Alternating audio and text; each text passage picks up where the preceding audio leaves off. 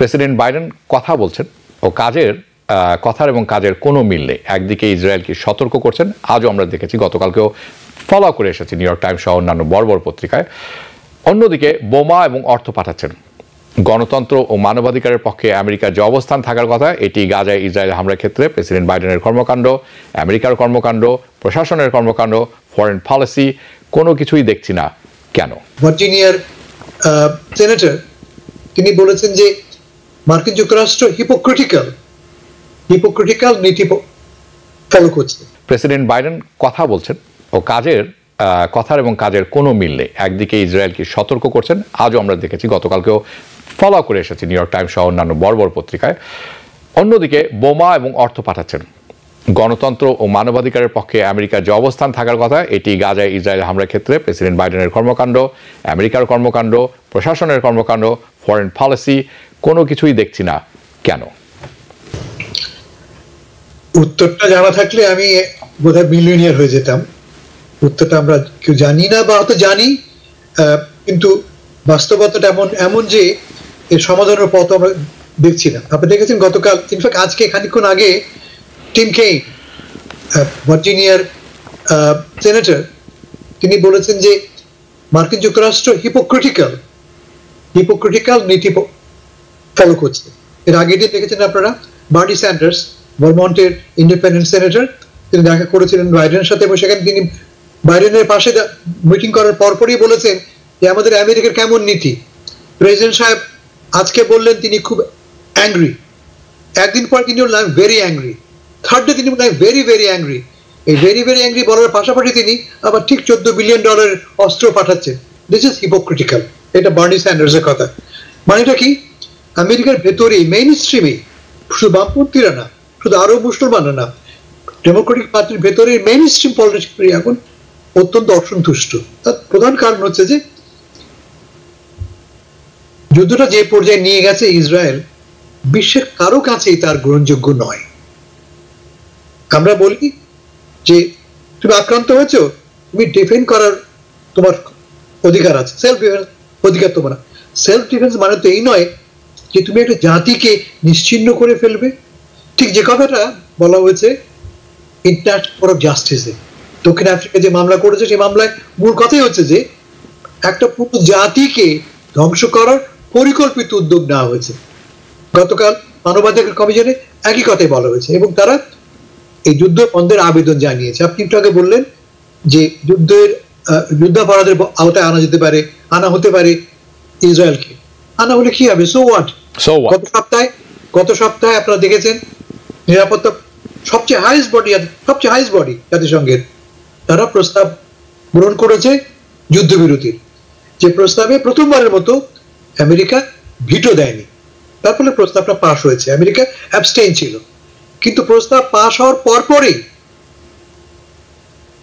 জাতিসংঘে আমেরিকার রাষ্ট্রদূত এবং হোয়াইট হাউস থেকে একসঙ্গে বলা হয়েছে যে আইন প্রস্তাব পাশ হয়েছে বটে, কিন্তু এটা অনুসরণ করা বাধ্যতামূলক নয়, এটা এনফোর্সেবল না, এটাকে এনফোর্স করতে হবে এমন কোনো বাধ্যবাধকতা নাই। এই প্রথম শুনতে পাচ্ছি আমরা চিরকাল শুনে এসেছি, আমেরিকা আমাদের বলে এসছে, শিখিয়ে এসছে যে বিশ্ব হচ্ছে আইনের উপরে চলে, আর আইনের এপেক্স বডি হচ্ছে সিকিউরিটি কাউন্সিল।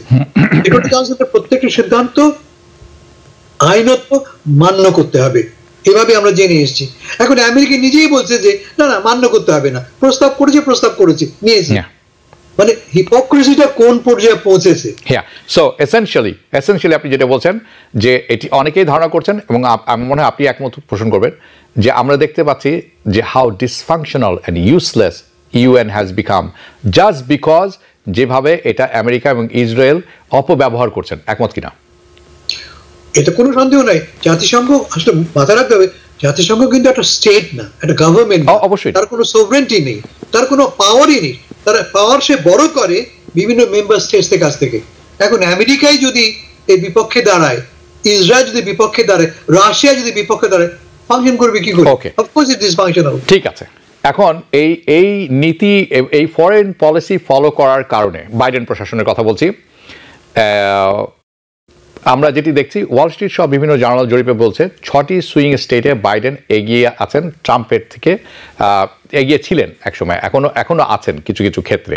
কিন্তু যে গাজা ইসরায়েল হামলায় চোখ বন্ধ করে বাইডেনের যে সমর্থন দিয়ে যাচ্ছেন রাজনৈতিক ক্যারিয়ারের, অনেকে বলছেন ইটস এ সুইসাইড মিশন, এবং এটি অনেক বড় প্রভাব ফেলতে পারে বলে অনেকে মনে করছেন। এই যুদ্ধে আগামী প্রেসিডেন্ট নির্বাচনে বাইডেনের পরাজয় হতে পারে বলে অনেকে মনে করছেন। তার রাজনৈতিক ক্যারিয়ার শেষ হয়ে যাওয়ার কারণ হয়ে দাঁড়াতে পারে, এবং it's can be a tragedy মনে করেন। It's a legacy, it's a fail legacy হতে পারে তার বর্ণাঢ্য ক্যারিয়ারের। তার প্রতিফলন আমরা দেখছি প্রাইমারিতে। আমি বাকি অর্থ শুনবো আপনার কাছ থেকে।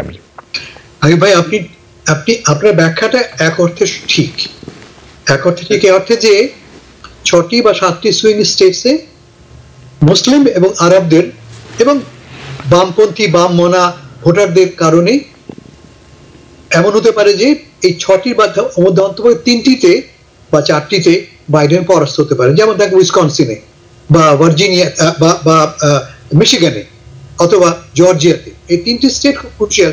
এখানে ভারী সংখ্যক আরব ও মুসলমানরা বাস করে। উইসকনসিনে মাত্র 6,000 ভোটে জিতেছিলেন প্রেসিডেন্ট বাইডেন। জর্জিয়াতে মাত্র 12,000 ভোটে। জর্জিয়াতে প্রায় 80,000 মুসলমান এবং আরব ভোটাররা আছে।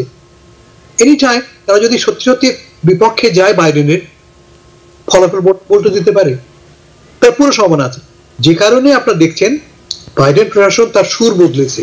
আপনারা ভালো করে জানেন যে যুদ্ধ শুরু হওয়ার একদিন পরে বাইডেন সাহেব উড়ে গিয়েছিলেন ইসরায়েলে এবং নেতানিয়াহুকে জড়িয়ে ধরেছিলেন যে আমি তোমার সাথে আছি। কেমন? যখন দেখা গেল যে যুদ্ধটা তার মাত্রা ছাড়িয়ে যাচ্ছে, আক্রমণের সীমাটা সহ্যের বাইরে চলে যাচ্ছে, এবং যখন দেশের ভেতরে মুসলমানরা, আরবরা এবং প্রোগ্রেসিভরা অত্যন্ত ক্ষোভ প্রকাশ করছে, সারা দেশ জুড়ে বিক্ষোভ হচ্ছে, তখন কিন্তু বাইডেন সাহেবের সুরটা বদল হওয়া শুরু হলো। এখন দেখছি কি আমরা, একদম মেইন স্ট্রিম পলিটিশিয়ান, যেমন আজকে বললাম টিম কেইন তো কোনো বামপন্থী লোক নন। বার্নি স্যান্ডার্স বটে বামপন্থী, বা টিম কেইন তো নন। তারা প্রতিবাদ করছেন, তারা বলছেন যেটা ঠিক নয়। এখন ডাইলেমাটা কোথায় বাইডেনের? দুটো ডাইলেমা। এক হচ্ছে যে তিনি ব্যক্তিগতভাবে তার 50 বছরের রাজনৈতিক ক্যারিয়ারে তিনি গোড়া থেকেই ইসরায়েলের সমর্থক, এবং তার প্রতি এক ধরনের ইমোশনাল অ্যাটাচমেন্ট তার আছে ইসরায়েলের প্রতি। এটা 1 নম্বর। আর 2 নম্বর, মাথায় রাখতে হবে যে শুধু আরবরাই কিন্তু ভোটার না, ভোটাররা কিন্তু ইহুদিরাও। শুধু ভোটার তারা নয়, তাদের পকেটটাও কিন্তু খুব ভারী। বাইডেনকে জিততে হলে he needs the Jewish voters and Jewish money. আপনারা দেখেছেন গত সপ্তাহে নিউ ইয়র্কে রেডিও সিটি মিউজিক হলে $26 মিলিয়ন চাঁদা তোলা, আনপ্রেসিডেন্টেড। একটা মিটিং থেকে, একটা ফান্ড রেজিং থেকে $26 মিলিয়ন তোলা হয়েছে। কারা দিল এরা? অধিকাংশ ইহুদি, অনেকেই হলিউডের বিগ ফিনান্সিয়ার। তখন ফলে বাইডেন কোন দিকে যাবে তার জন্য উভয় সংকট, একদিকে মুসলমানরা, অন্যদিকে ইহুদিরা। ফলে তাকে একটা ফাইন লাইন তাকে অনুসরণ করতে হচ্ছে। ফাইন লাইনটা কি? একদিকে তিনি ধমক দিচ্ছেন নেতানিয়াহুকে, এই বন্ধ করো বন্ধ করো, অন্যদিকে তিনি অস্ত্র পাঠাচ্ছেন। তার আশা হচ্ছে এই দুটোর আশা। এক, যুদ্ধটা বন্ধ হবে। এই মুহূর্তে সকল ফোকাস হচ্ছে মিনিমাম 6 সপ্তাহে সিজফায়ার, মিনিমাম 6 সপ্তাহের সিজফায়ার, এবং যে 100 বা 125 জন জিম্মি এখনো আটক আছে তাদের মুক্তি করা। যদি মুক্ত হয়ে যায় এবং 6 সপ্তাহের সিজফায়ার হয়, that will be a big victory for both Netanyahu and Biden. Want healthier relationships, healthier gatherings, healthier workouts? Stay up to date on your vaccines. When you're vaccinated against the flu and COVID-19, you're protecting yourself and others from serious illness. That makes everything you do healthier. So don't wait. Set a date. Get your flu and COVID shots and have healthier meals, healthier hugs, healthier parties, healthier travel. Learn more at nj.gov/health/vaccines. New York থেকে সম্প্রচারিত TBN 24 television বিশ্বজুড়ে বাঙালির কণ্ঠস্বর।